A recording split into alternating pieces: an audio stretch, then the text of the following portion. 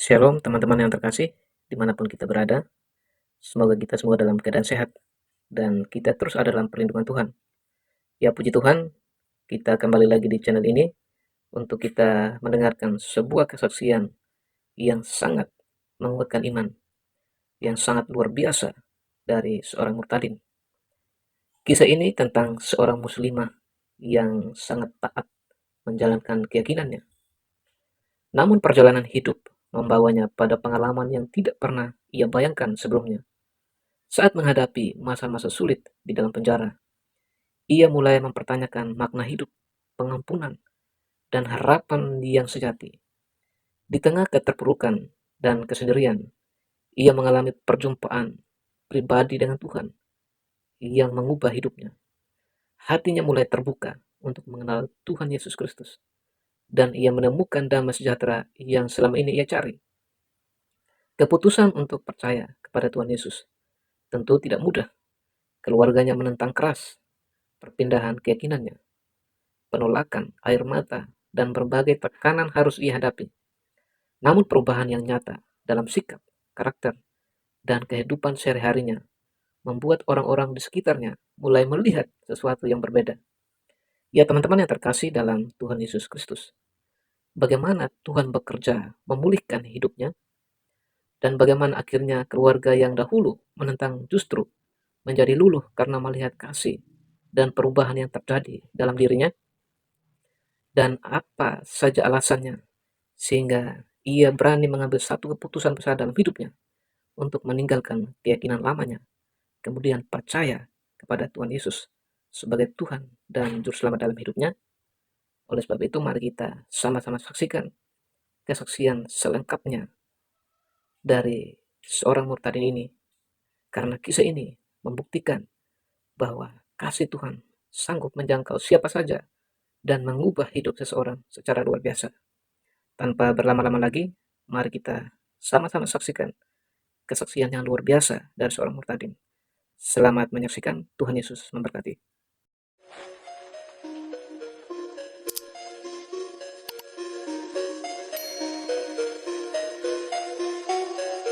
Singkat cerita, pada waktu saya dikenalkan Tuhan itu di dalam penjara ya. Tapi kenapa sampai saya bisa di penjara, kenapa saya sampai bisa jatuh dalam dosa, saya akan ceritakan lebih awal, lebih lanjut. Dulu, pada waktu saya kecil, saya hidupnya senang sebetulnya, lahir senang karena dirawat oleh kedua nenek kakek saya yang sangat mencintai saya. Beliau seorang muslim sejati, bahkan sholatnya pun khusyuk banget gitu kan, bahkan sunnah juga gitu kan. Pada suatu saat yang kakung saya meninggal dunia pada waktu saya usia kelas 5 SD. Pada waktu saya usia kelas 5 SD kalau nggak salah ya, kakek saya meninggal, akhirnya tulang punggung di keluarga saya akhirnya pun nggak ada lagi, dan akhirnya saya pun dirawat oleh bude saya yang sangat mencintai saya, dan Pak De saya pun juga sayang sama saya, dan juga nenek saya yang seawalnya sangat mencintai saya akhirnya pun pergi untuk mencari nafkah, pergi ke Solo, keluarganya ke adiknya untuk bantu-bantu di sana demi mendapatkan nafkah untuk nafkahi saya dan kakak saya gitu kan. Singkat cerita, habis itu saya dirawat oleh bude saya, dan bude saya ekonomi pun juga kurang bagus, sehingga saya pun diminta oleh kakaknya bude saya yang ipar gitu kan. Saya diminta oleh kakaknya bude saya yang ipar untuk dijadikan anak, karena kakak bude saya yang ipar itu tidak memiliki anak gitu. Sehingga cerita saya ikut dengan beliau di sana, tapi nggak lama kemudian beliau mengalami masalah.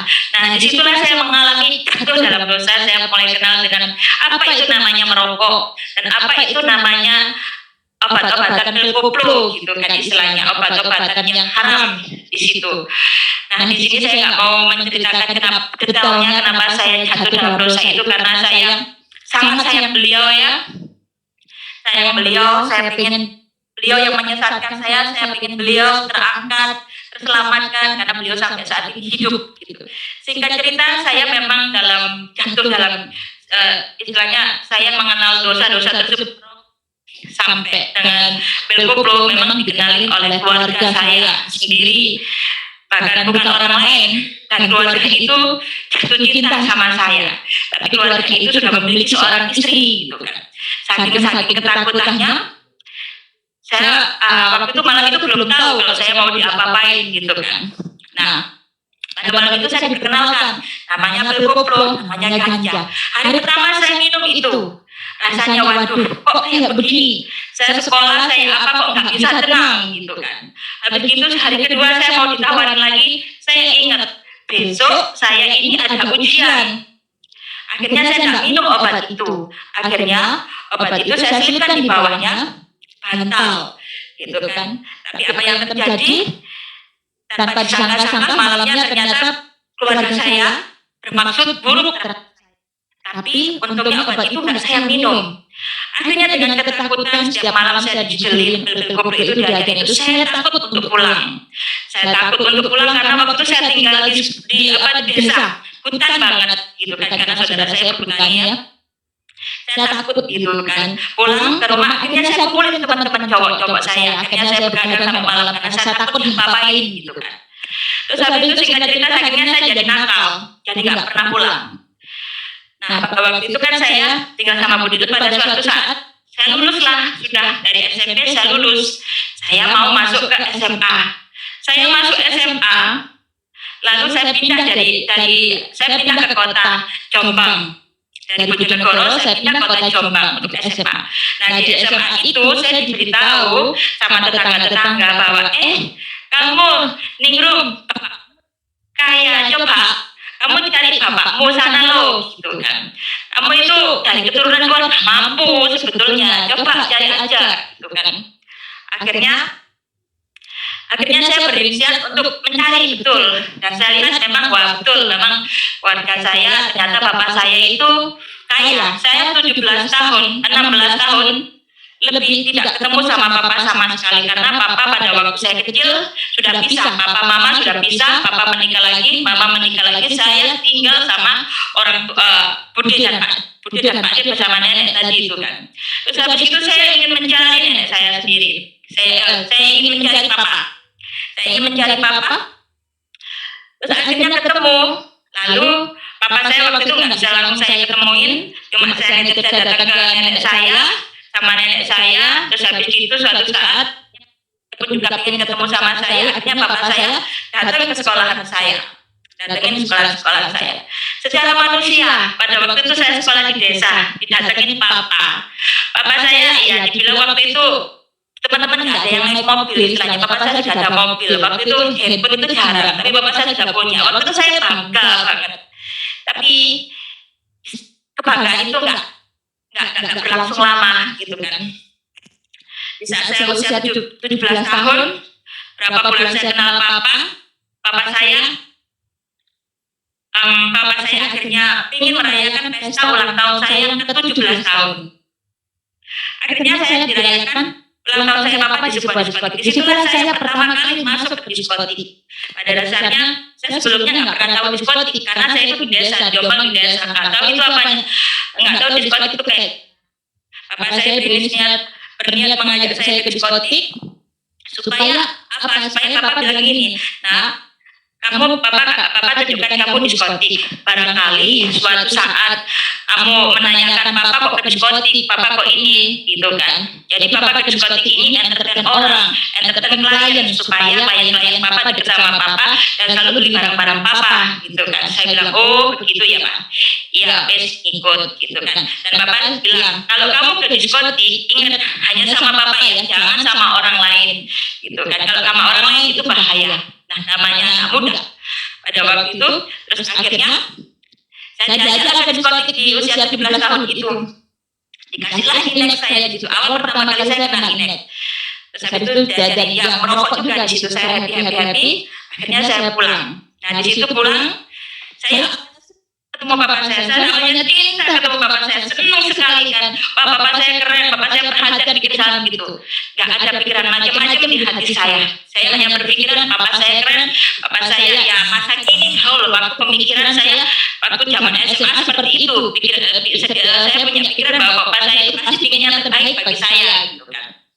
Habis itu singkat cerita, ternyata setelah pulang dari diskotik saya nggak ada anteler dan on ya waktu itu.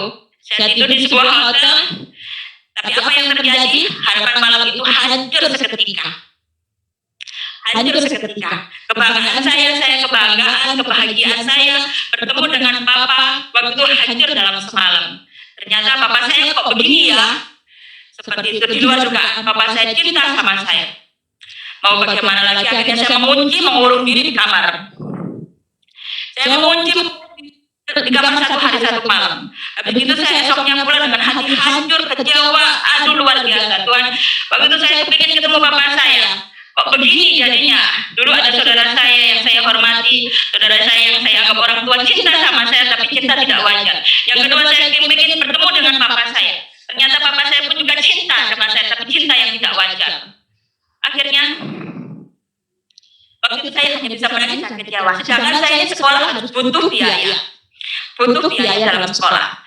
Terus akhirnya tiap kali saya pulang ke rumah, keluarga saya, nenek saya menanyakan, kamu kok nggak pulang ke papamu lagi? Saya jawabnya, oh tidak, oh iya, lekaslah kamu pulang, soalnya butuh biaya begini. Waktu saya simpan dalam hati. Terus akhirnya saya pura-pura pulang ke rumah, nggak pergi ke rumah papa saya akhirnya pergi ke rumah teman saya. Akhirnya saya mulai kenal kehidupan malam. Untuk biaya hidup saya pulang paling enggak kan kalau saya pulang ke rumah papa saya kan habis pulang ke rumah papa saya kan saya dapat duit gitu kan, paling enggak kan sedikit untuk ya kebutuhan hidup saya. Akhirnya saya nggak berani pulang ke rumah papa saya, kecewa. Akhirnya saya soalnya Pak, saya setiap kali pulang ke rumah papa saya pikirannya selalu tidak baik ke saya, jadi saya takut banget waktu itu. Akhirnya saya kenal kehidupan waktu itu belum terlalu liar, kehidupan liar gitu kan. Singkat cerita, terus akhirnya disitulah saya kenal seorang laki-laki juga yang sangat tidak bagus dalam keterpurukan saya, ketidakberdayaan saya kenal satu laki-laki. Dia seorang pemakai narkoba berat. Disitulah saya semakin jatuh lagi sampai saya pun sebetulnya saya kabur karena cinta, tapi karena saya sudah merasa gak nyaman di rumah, bagaimana itu saya kabur gitu dengan laki-laki tersebut sehingga saya hamil. Di saat hamil itulah juga saya dijual ke seorang mucikari. Dalam keadaan hamil besar saya dijual ke mucikari gitu kan. Saya disuruh melayani tamu sama laki-laki itu. Tapi entah kenapa waktu itu saya cuma iya aja gitu kan. Sampai pada waktu itu saya betul-betul terjatuh dalam lembah yang paling dalam, dosa pelacuran seperti itu kan, karena saya dijual di situ. Saya masuk dalam dosa pelacuran sampai dari 17 tahun sampai 22 tahun gitu kan ya, 22 tahun dosa pelacuran di situ kan. Akhirnya saya yang bekerja, dia yang ambil uangnya, saya yang bekerja, dia yang mengambil uangnya, dia sama perempuan lain. Itu berjalan sampai 3 tahun gitu kan. Terus akhirnya suatu saat saya pun pisah dengan laki-laki tersebut. Saya pisah dengan laki-laki. Akhirnya pun saya malah kenal bandar narkoba, geng-geng yang mafia. Akhirnya disitulah saya jatuh dalam dosa penjualan narkoba, dalam dosa yang narkoba yang paling lebih serius lagi. Akhirnya saya jatuh pakai narkoba. Akhirnya saya sempat masuk penjara karena kasus narkoba, karena kasus bandar di situ. Nah, disitulah Tuhan ubahkan saya, Tuhan jamah saya yang semula pikiran saya habis ini itu paling mati masuk neraka. Nggak ada, waktu pikiran saya dulu itu kan di hadapan surga bagus tentang saya itu nggak ada sama sekali dalam pikiran saya.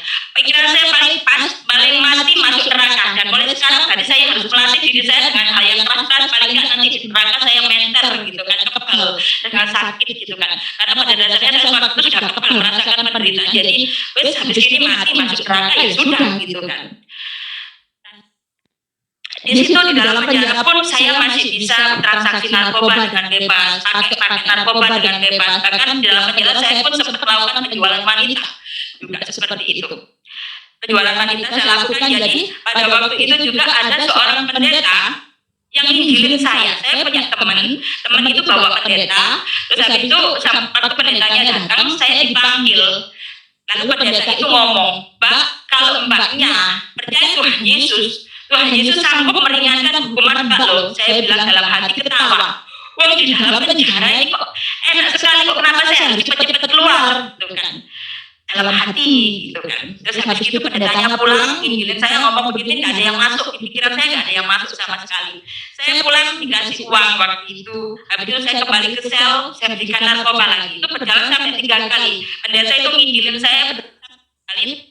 Saya dikasih uang, saya berikan narkoba, saya dikasih uang, saya berikan narkoba. Pada suatu saat di gereja di waktu di tahanan itu ada Paskah. Nah, entah mengapa saya pengen ikut banget, teman-temannya ngajak saya datang ke acara Paskah. Habis itu saya ikut teman-teman ke Paskah. Nah, saya datang ke Paskah. Habis itu biasa, begitu masuk dengan di pintu gerejanya rumah tahanan itu, saya begitu masuk melangkahkan itu sudah memuji-muji Tuhan gitu kan. Memuji-muji Tuhan, kok saya mendengar orang menyanyi apa itu, tidak tahu kenapa waktu itu juga saya kok pengennya menangis sampai nggak bisa dibendung air mata itu. Begitu saya masuk di gerejanya sel tahanan itu, saya menangis terus, tidak tahu kenapa saya kok bisa menangis itu. Enggak, jujur sedih juga, enggak, senang ya gimana, haru ya gimana, sampai malu sendiri saya. Oh Tuhan, kenapa ini saya kok nangis-nangis terus sampai nggak bisa dibendung? Kenapa ini ya? Ya Allah, kenapa ini? Ya Allah, kok saya nangis-nangis terus ini kenapa? Gitu kan. Terus habis itu semakin kenceng aja nyanyi. Ada orang memuji Tuhan, ada WL-nya memuji Tuhan. Saya nangis sampai pelayan-pelayan Tuhan itu ada di samping saya, dikira mungkin saya persiapan mau pingsan gitu kan. Habis itu saya mikir gini, waduh, kalau saya nangis terus kayak gini ya gimana Tuhan, ya Allah, Pak aku nangis terus gini gimana gitu kan. Nanti kalau saya ditanyain kamu nangis gara-gara apa, saya bingung jawabnya gitu kan. Akhirnya dalam hati saya putuskan, ya kalau saya ditanyain saya nangis gara-gara apa, ya saya jawab ya gara-gara ingat rumah lah, saya bilang gitu aja. Padahal waktu itu saya ingat rumah juga, enggak, cuma saya kan malu nangis itu kan. Akhirnya ada yang pertanyaan juga, menangis terus. Akhirnya ibadah itu selesai, saya kembali ke sel, pun kembali normal lagi. Saya kembali ke sel, saya kembali normal. Akhirnya pun dalam sel pun juga sel sholat juga. Saya dulu waktu memang masih muslim, memang kepingin banget bertobat. Dulu saya semenjak dari usia 17 tahun, kedamaian saya itu hanya dengan memakai narkoba. Ketika saya menghisap sabu-sabu, rasanya damai sejahtera buat saya. Senang, sukacita gitu kan. Sempat kepikiran ingin bertobat. Sempat kok aku kecanduan seperti ini. Saya putuskan untuk sholat. Saya putuskan untuk supaya bisa lepas dari narkoba waktu itu. Tapi itu hanya bisa berjalan paling mentok saya nggak pakai 3 bulan buat. Habis itu kembali lagi pakai. Habis itu kembali seperti itu kan. Akhirnya terus di dalam sel penjara waktu saya masih ada di rutan Medaeng. Waktu itu saya masih sholat tetap. Dan pada waktu itu saya harus setelah sidang selesai saya divonis 1 tahun saya harus dikirim ke lapas Malang, lapas khusus wanita Malang. Nah di situ saya pengen bermaksud hati itu nggak pengen pergi dari rutan Medaeng itu. Tapi saya pengennya itu ya di situ di rutan Medaeng terus itu. Tapi nggak boleh, soalnya orang yang setelah sidang selesai putus langsung dibuang di khusus lapas wanita, lapas penjara khusus wanita. Nah di situ tinggal cerita saya langsung dikirim di Malang di situ. Nah di Malang di situ saya bermaksud untuk mencari Tuhan, betul-betul ingin bertobat karena di Malang itu kan betul-betul narkoba, nggak ngerokok aja pun nggak boleh. Saya mikir, oh mungkin di Malang inilah saya ini bisa bertobat sungguh-sungguh, saya bisa menjauhi narkoba sungguh-sungguh, saya sudah nggak merokok, mungkinlah di sini, mungkinlah di Malang inilah mungkin saatnya saya itu betul-betul bertobat. Waktu itu saya sholat, waktu itu bahkan sampai saya berpuasa juga karena ingin menyucikan diri. Tapi apa yang terjadi? Di saat saya putuskan benar-benar ingin mencari Tuhan, ingin betul-betul ingin namanya bertobat. Tapi apa yang terjadi? Saya malah jatuh dalam dosa yang paling dalam lagi. Yang dosa itu semulanya nggak ada dalam saya sedikit pun. Bahkan saya pun nggak akan pernah menyangka kalau saya akan jatuh, hampir jatuh dalam dosa tersebut, yaitu dosa lesbi. Ditanya begini, ada seorang tahanan juga, cantik banget. Dia jatuh cinta sama saya. Dia jatuh cinta sama saya, dia mengatakan cintanya kepada saya dalam hati ini dak-dikduk, pengen menerima. Tetapi akal saya itu tahu bahwa itu dosa.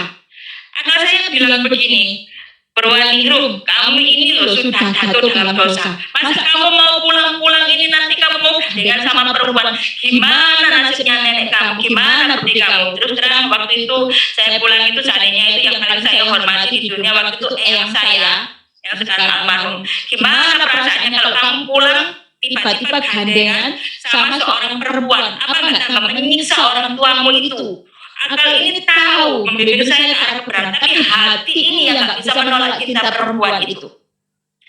Akhirnya wanita itu lama-lama menunggu balasan cinta saya. Akhirnya dia deketi wanita lain. Dalam hati ini ada rasa cemburu melebihi cemburu saya ke laki-laki. Di laki-laki saya nggak pernah cemburu seperti itu, tapi begitu wanita itu dekat lagi ke perempuan lain, saya cemburu. Bahkan sampai malam pun bermimpi-mimpi. Lalu saya putuskan untuk puasa doa, Tuhan tolong saya. Waktu itu saya berdoa pakai agama muslim ya, minta tolong, ya Allah tolong saya, lepaskan saya dari perasaan yang gak baik ini gitu kan. Perasaan itu semakin hari semakin menjadi-jadi. Ya Allah tolong saya, sampai saya putuskan saya puasa Senin Kamis. Ya Allah tolonglah Tuhan, tolonglah.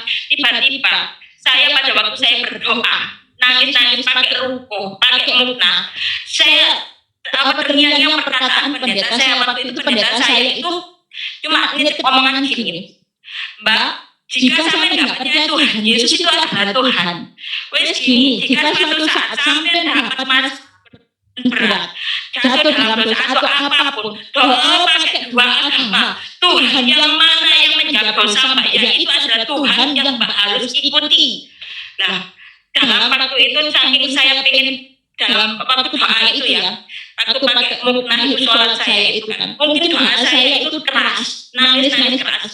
Saya bilang, ya Allah, saya langsung teringat perkataan pendeta, ya Allah, wes Tuhan pencipta alam, Tuhan pencipta manusia, Tuhan yang maha kuasa, siapapun itu, tolong aku, lepaskan aku dari dosa lesbi ini, ya Allahku, ya Tuhan pencipta manusia, pencipta alam, penguasa jagat raya, tolong lepaskan aku dari lesbi ini. Nangis saya. Akhirnya yang jawab siapa? Mungkin doa saya kenceng ya. Padahal di samping saya ini mungkin seorang muslim, di sampingnya lagi itu jarak dua baru orang Kristen. Langsung teman saya yang Kristen itu tadi ngasih tulisan, yang ngasih pembatas Alkitab. Kalau zaman dulu masih ada pembatas Alkitab ya, ada pembatas Alkitab kecil itu bergambarkan Tuhan Yesus yang sedang mengangkat orang yang jatuh dalam jurang. Sambil ada tulisannya, jika kamu jatuh dalam jurang yang paling dalam, jangan takut. Jika engkau percaya Tuhan Yesus juru selamatmu, maka Tuhan akan menyelamatkan engkau saat ini juga. Saking butuhnya obat saya waktu itu, saking butuhnya obat saya imani tulisan itu. Ya, saya percaya Tuhan Yesus menyelamatkan saya. Seketika itu ajaib, mujizat, damai sejahtera melimpahi saya, damai sejahtera melingkupi saya. Malam itu, malam pertama saya tidur nyenyak tanpa termimpi-mimpi wanita itu. Mujizat pertama yang Tuhan lepaskan bagi saya. Sebentar.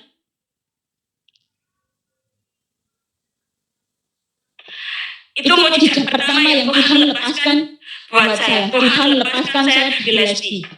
Pada waktu entah mengapa saya hanya berdoa waktu itu. Tuhan sebenarnya tidak menjawab, saya tidak memanggil Tuhan Yesus, saya tidak memanggil siapa-siapa, saya hanya berdoa Tuhan pencipta alam, Tuhan pencipta alam semesta, tolong saya lepaskan saya dari lesbi. Enggak taunya Tuhan Yesus yang menjawab doa saya. Saya imani seketika itu damai sejahtera melingkupi saya. Akhirnya saya tenang di situ, tidur pun hari-hari pun saya merasakan tidak tahu damai rasanya kayak disiram air dingin gitu.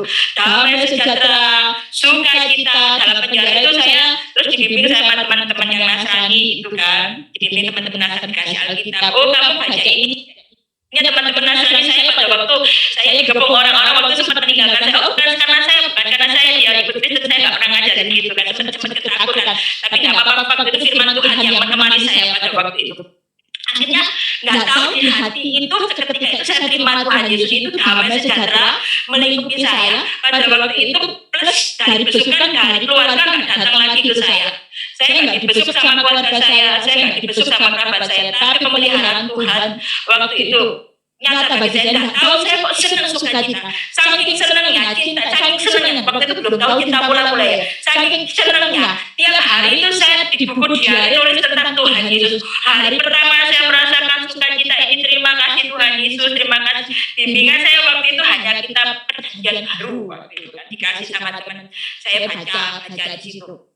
Akhirnya saya tulis di buku hari waktu ketemu kenal Tuhan Yesus itu sampai pulang saya tulis semua, hari pertama, hari kedua sampai hari saya pembebasan saya tulis begitu sukacita dengan Tuhan Yesus.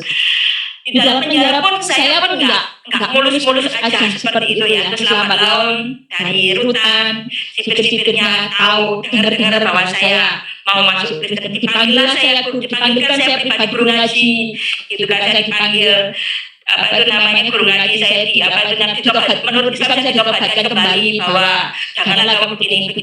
Waktu itu saya dikatakan guru ngaji, cuma saya juga bilang cuma iya aja, tapi dalam hati tetap saya percaya Tuhan. Tetapi ya mau bagaimana lagi juga, namanya cinta menggebu-gebu. Pada waktu itu ada preman juga, kepala premannya juga menanyai saya juga, sudah tahu saya sudah gempar kalau saya sudah pindah agama gitu kan. Kepala premannya ngomong gini, ini saya secara pribadi bilang begini, Mbak, tak dengar sama sudah masuk Kristen ya. Dalam hati itu diduk gitu kan. Cuma puji Tuhan, sebelum saya dapat pertanyaan seperti itu, saya dapat firman, saya semalam itu membaca firman Tuhan. Firman Tuhannya begini, barang siapa yang malu mengakui aku di depan manusia, maka aku akan malu mengakui engkau di depan Bapa yang di surga. Jadi saya mikir gini, waduh, kalau aku malu mengakui Tuhan Yesus di depan orang, waduh, berarti Tuhan Yesus nanti malu mengakui aku di depan Bapa di surga. Seketika itu juga saya ngomong, iya Bu, saya memang sudah ikut Kristen. Ajaib. Bilang, oh ya sudah kalau gitu nggak apa-apa, kembalikan alat sholatmu. Karena pada waktu itu dalam penjara saya memang kan pinjam alat sholat gitu kan di ibu itu. Terus akhirnya alat sholat saya kembalikan, ya nggak apa-apa kalau itu apa namanya sudah menurut keputusanmu. Puji Tuhan, di situ Tuhan sertai saya sampai akhirnya saya pun bisa keluar dari penjara. Memang sempat dapat rumor kalau saya pindah Kristen, bahwa saya bahwa saya akan dapat remisi, tapi puji Tuhan remisi tetap terus. Saya dapat remisinya, lalu saya pulang. Singkat cerita saya pulang. Nah, saya pulang itu tinggal bersama nenek, bersama budi saya ya. Pertama awalnya pulang-pulang biasa-biasa aja, nggak ketahuan. Saya berdoa atas nama Tuhan Yesus, diam-diam, tak ada yang tahu. Akhirnya kelamaan memang harus terungkap. Budi saya bersih-bersih kamar saya dan ketemulah diari saya itu. Dibacalah sama budi saya itu dan dikasihkan ke eyang saya, dikasihkan ke nenek saya. Seketika itu nenek saya langsung shock, histeris gitu. Dipanggilnya saya, Nilum, iya Bu ya, kamu ini masih ikut Kristen ya? Saya jawab, iya. Istilah patennya itu bunuh aja dia gitu kan, saking jengkelnya, saking histerisnya gitu kan. Saya anggap waktu itu wajar lah kalau yang saya bicara seperti itu kan, wajar banget dan saya memaklumi gitu kan. Langsung nenek saya bilang begitu dengan nada marah. Habis itu saya telepon pendeta saya yang menginggilin saya, sama pendeta saya diarahkan, sudah kamu ke gereja sini aja. Tapi saya nggak datang ke gereja tersebut, saya datang ke gereja yang dimana itu saya dikepalakan, dididik dan dibesarkan di situ, rohani saya bertumbuh di situ. Saya ke Surabaya, berniat mencari pekerjaan dan saya mencari gereja yang terdekat dengan kos-kosan waktu itu. Saya waktu itu datang ke Surabaya nggak ada uang sama sekali. Saya ketemu ibu kos, sama ibu kos dikasih tempat tinggal yang nggak bayar, yang nanti kalau seandainya itu bayar waktu saya kerja, itu aja. Terus saya berniat nanti gereja terdekat. Akhirnya ketemulah gereja Pertemuan Gang 2 di situ kan, saya dididik, digembalakan, dibesarkan di situ. Singkat cerita, saya nggak mulus begitu aja langsung bertobat, enggak. Ternyata ada dosa lagi yang datang, itu yang kambuh lagi. Teman-teman saya yang dulu saya biasanya kalau nggak pakai narkoba saya marah-marah, yang awalnya belum kena narkoba saya ajarin narkoba, ganti dia ngomong ke saya, ayo kamu sudah bebas ya, ayo sekarang kita pakai. Oh enggak, saya enggak, kamu itu enggak, ayo ikut saya. Langsung saya bilang, enggak. Lagi mau antara iya enggak. Akhirnya saya pergi. Saya pergi pakai narkoba. Apa yang terjadi? Saya pakai narkoba biasanya saya ada damai sejahtera, nggak tahu entah mengapa saya pakai narkoba itu rasanya ingin menyembah Tuhan terus. Rasanya pinginnya itu memuji Tuhan, rasanya berdoa semalam-malaman terus. Gitu kan. Saya mikir kok aneh ya. Saya pakai narkoba kok begini gitu kan. Kok rasanya kok pengennya berdoa terus gitu kan. Terus akhirnya itu sudah berlalu, pakai sabu-sabu sudah biasa. Terus akhirnya pada suatu saat itu ada malam tahun baru.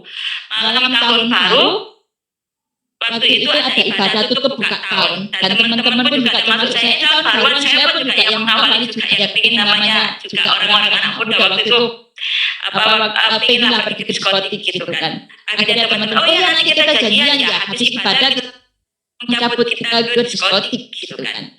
Akhirnya singkat cerita, saya pergilah habis ibadah tutup buka tahun itu, saya pergilah ke diskotik.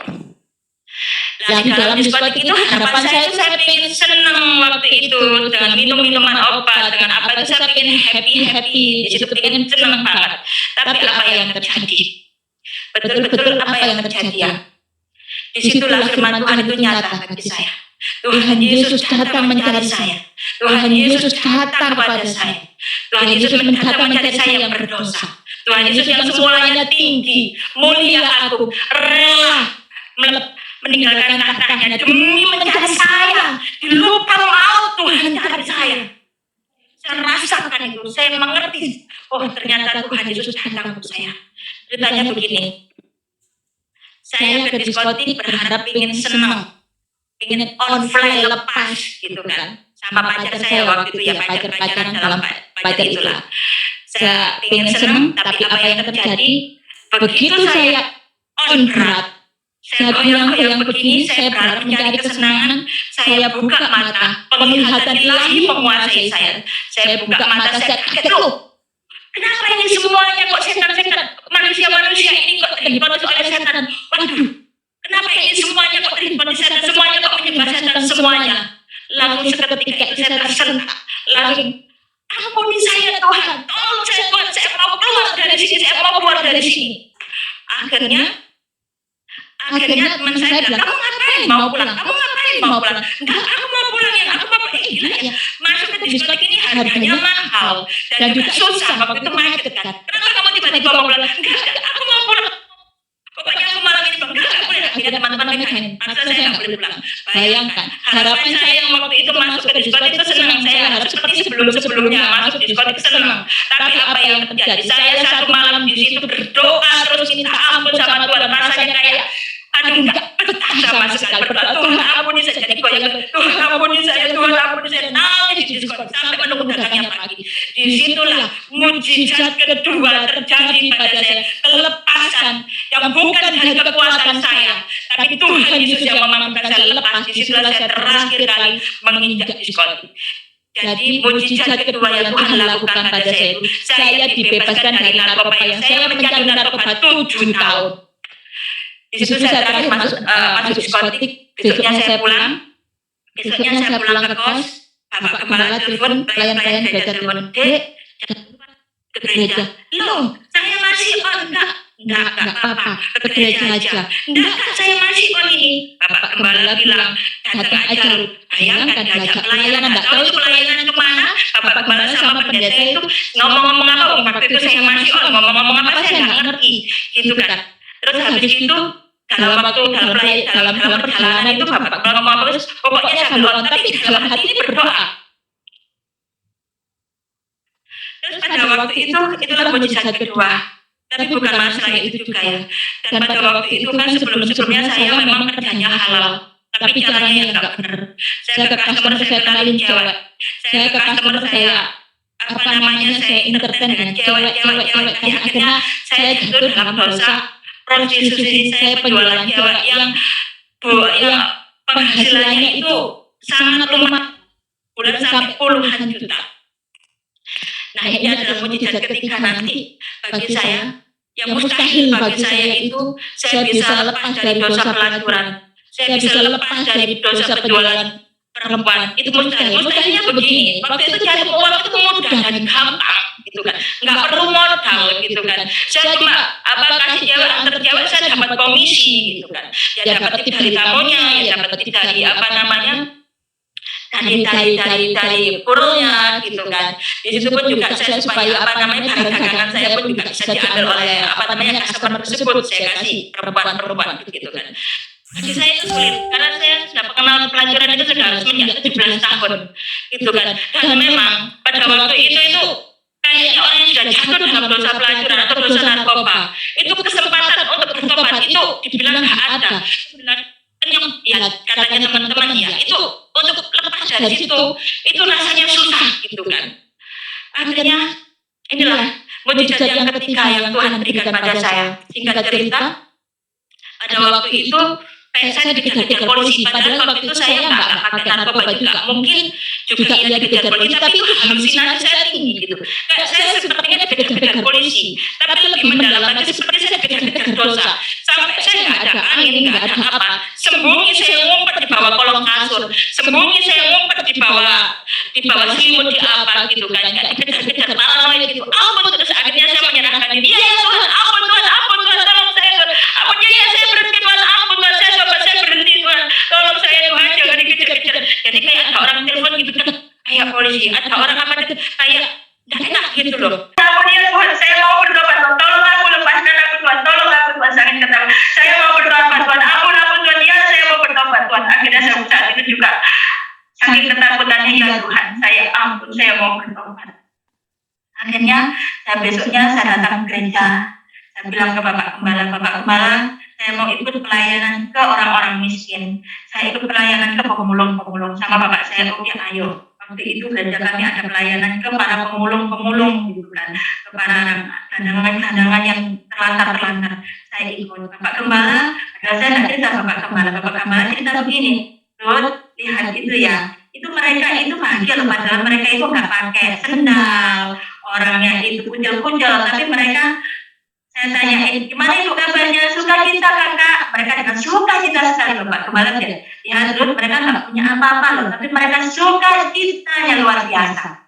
Habis itu saya amati dia. Oh ya, Om, sukacita sekali. Nah disitulah Bapak Gembala ngasih firman Tuhan yang tertancap dalam pikiran saya bahwa kita hidup bukan dari roti, tapi kita hidup dari firman Allah. Firman itu saya tangkap sekali, masuk di ulu hati saya, menjadi bekal perjalanan hidup saya. Ya saya percaya, saya hidup bukan dari roti, saya hidup dari firman Allah.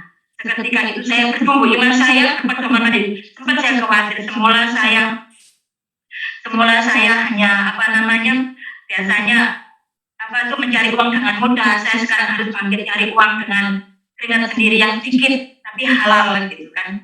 Jadi firman itu yang menemani saya hidup bukan dari roti, saya hidup dari firman. Cuman kalau ya bingung, besok apa yang saya makan, itu apa yang begini, firman itulah yang menjadi kekuatan saya. Akhirnya saya pulang pun juga, akhirnya nggak lama saya pulang ke eyang saya melihat kehidupan saya yang dulunya suka merokok, bangun siang, ngomong kasar, itu nggak bagus loh. Kok sekarang bangun pagi, kok bisa bersih-bersih rumah juga, kok sekarang sudah nggak merokok. Yang saya melihat itu kok heran, terus kok sekarang kok bisa ngasih orang tua itu uang, dulu uang itu hanya untuk diri sendiri, gitu kan, kok sekarang begitu. Yang saya itu, terus habis itu saya nggak ngomong kalau saya masih ibadah di gereja, tetapi tiba-tiba memang Tuhan izinkan seorang pelayan Tuhan dari gereja saya telepon saya, tanya kabar saya, yang terima kebetulan itu eyang saya yang ngomong apa adanya. Ruth di mana nenek, gitu kan. Oh Ruth ada di sini. Ini dari siapa? Oh dari temannya gereja. Akhirnya nenek saya dulu bengis sekali sama saya. Akhirnya nenek saya bilang, Rum, ya nek, itu barusan ada temanmu gereja. Kamu sudah masuk gereja atau? Saya bilang, iya nek, gitu kan. Oh gitulah, nenek saya mulai lembut gitu kan. Oh ya, tapi ya, itu temanmu itu tadi itu ya ngomongnya ya baik, gitu kan. Perhatian sama kamu, gitu kan. Kamu nggak ada kok kamu dicariin ya, kamu nggak gereja kok kamu dicariin ya, kok baik ya, gitu. Terus mulai membanding-bandingkan. Coba saya di agama ini saya nggak ikut ibadah apa nggak ikut yasilan nggak ada yang nanyain kamu kok nggak ibadah kok apa namanya ada yang nanyain gitu. Wah persatuan ini kuat yo, gitu kan. Akhirnya disitulah nenek saya yang baru udah hatinya luluh dan mulai membanding-bandingkan gitu kan. Tapi bagi saya memang yang saya ketahui Islam itu memang baik. Dari kecil saya diajarkan memang Islam kita damai, Islam luar biasa. Tapi saya ikut Kristen karena doa saya yang jawab adalah Tuhan Yesus. Jadi saya harus mengikuti Tuhan yang mendengar doa saya. Barangkali ada saudara-saudara saya dimanapun yang melihat ini, Islam adalah agama yang bagus, menyebar damai yang saya terima dari pelajaran dari kecil waktu SD.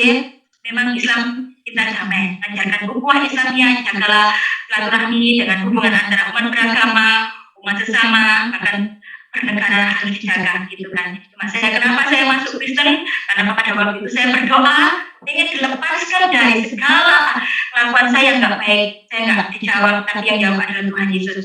Ya Tuhan itulah yang saya harus ikuti, Tuhan yang mendengar doa saya seperti itu. Dan singkat cerita juga, akhirnya mujizat ketika itulah saya terbebas dari dosa pelacuran yang semulanya bagi saya itu mustahil, tapi tidak mustahil bagi Tuhan. Bukan dengan kekuatan Tuhan. Memang betul firman Tuhan mengatakan, bukan dengan kekuatanmu kamu bisa berubah, tapi dengan kekuatan Tuhan. Ya ini. Dulu saya bertobat. Dulu saya ingin bertobat dengan kekuatan saya maksimal hanya 3 bulan. Tapi sekarang saya sudah ikut Tuhan 13 tahun.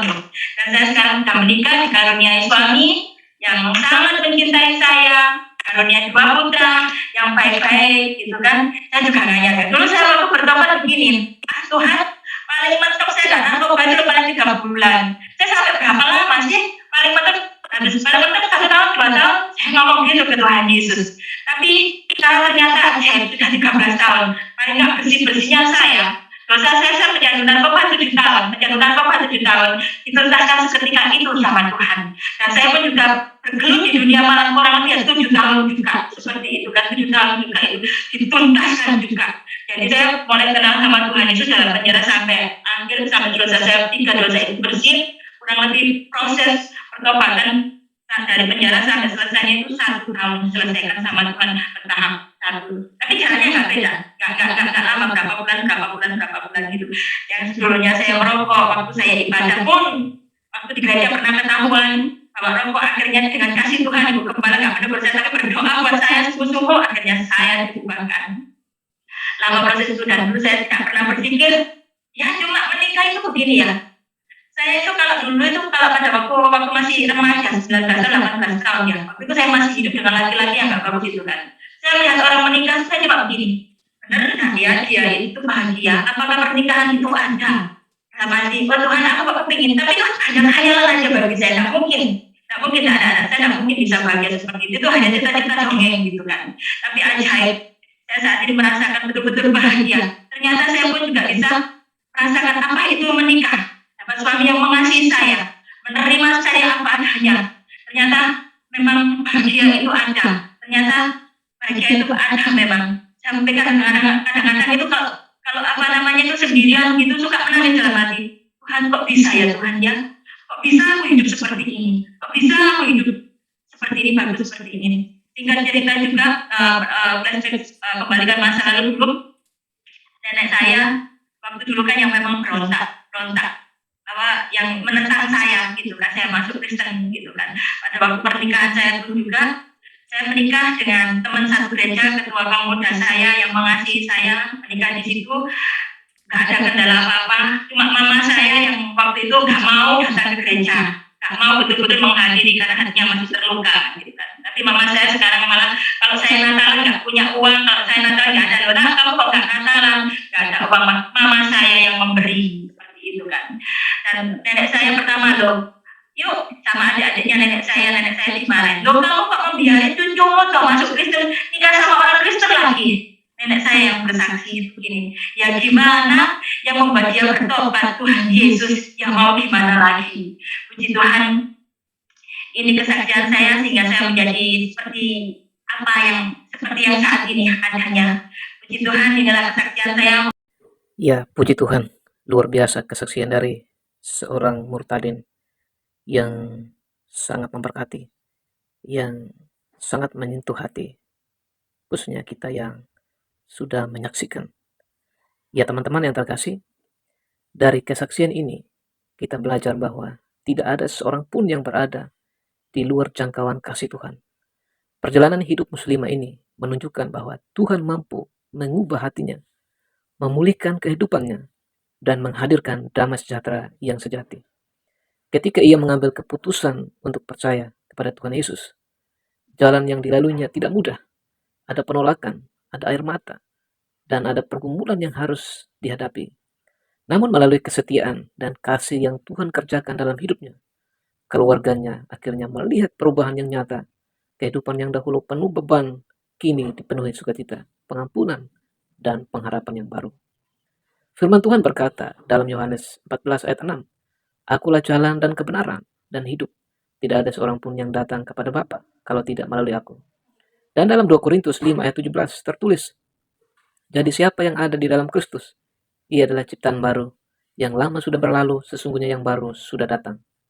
Ya teman-teman yang terkasih dalam Tuhan Yesus Kristus, kiranya kesaksian ini menjadi berkat dan menguatkan setiap kita untuk semakin mengenal kasih Tuhan yang tidak pernah meninggalkan umatnya.